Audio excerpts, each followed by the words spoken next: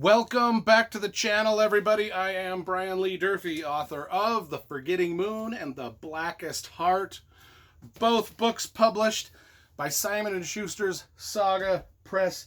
Today I'm going to be reviewing Michael Moorcock's The Sailor on the Seas of Fate. This is book number 2 in Michael Moorcock's Elric saga. Came out in 1976. You know, we always review the covers first because I love graphic design and cover illustration. I'm going to be honest with you folks. If I was to do a top 10 favorite book cover illustrations video, this painting by Michael Whelan would be on that list. This is one of my favorite book cover illustrations of all time. I love the woodwork in this ship. I love the way Elric is posed with his black sword Stormbringer. Love the other pirates in the background. Love the misty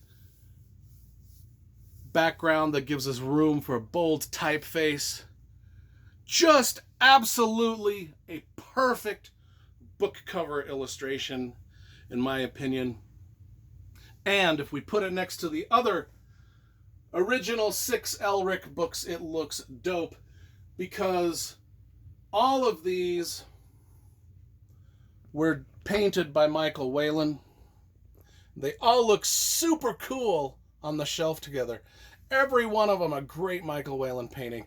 I think this one is the best by far, even though they're all fucking gorgeous.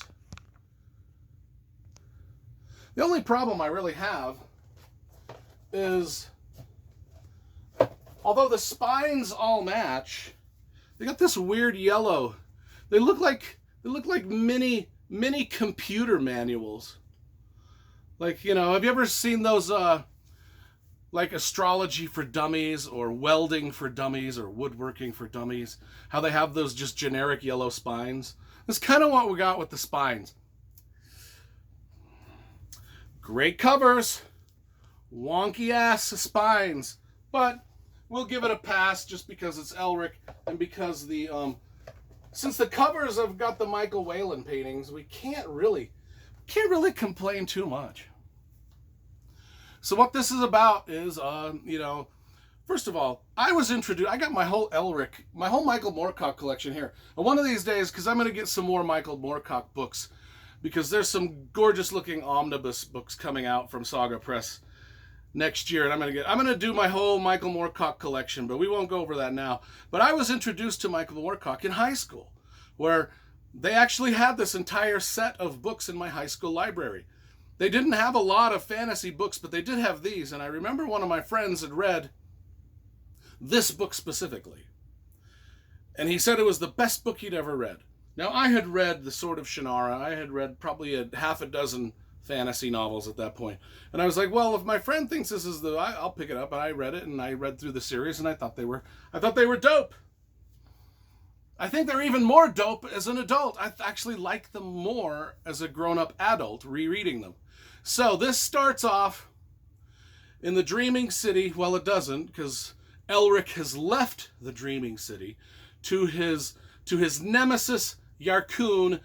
And Yarkun's not a good guy, but he lets Yarkun sit the ruby throne because Elric wants to go adventuring with his black sword Stormbringer.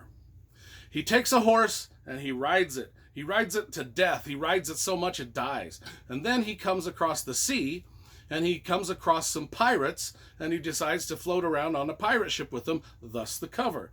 Now, the pirate ship is called the Dark Ship. That's what it's called. It's full of a cast of interesting characters that are integral to the entire Michael Moorcock universe. Now, the entire Michael Moorcock universe is sort of like Brandon Sanderson's Cosmere, where everything sort of takes place in the same galaxy, same area, but in different times and different parallel universes. So this is an introduction. Moorcock was writing about parallel universes before parallel universes even became hip. But all of his stories take place in these weird time fluctuation, alternate universe, parallel world realms. It's the best I can describe it. And on this pirate ship, he meets several people, well, three people to be exact, that become integral to the entire Michael Moorcock universe.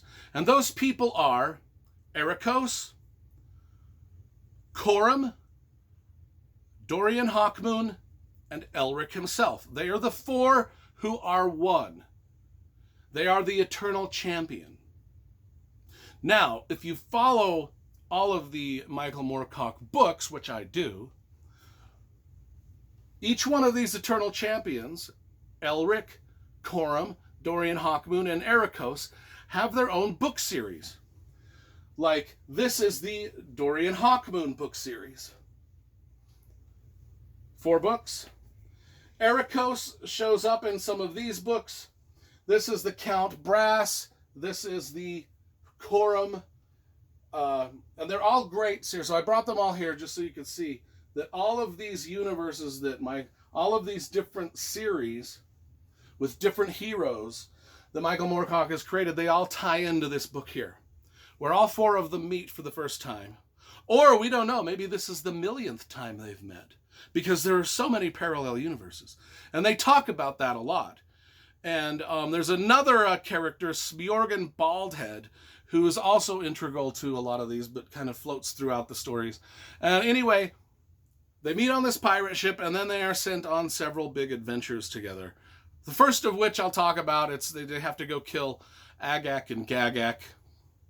And then they hope to find the city of Tanalorn. And the city of Tanalorn is like this magical city that's sort of in all of these books. And, like I said, all of these books take place in other realms. You never know which realm you're in. You never know which characters are going to... But this is the book where they all sort of first meet up. And it's great. I liked it. Dug it. Not only did I like it, I love it. I mean, these original Elric books, they're 10 out of 10s for me. All of them are 10 out of 10s. They're just absolutely beautiful. Especially since they get on this dark ship.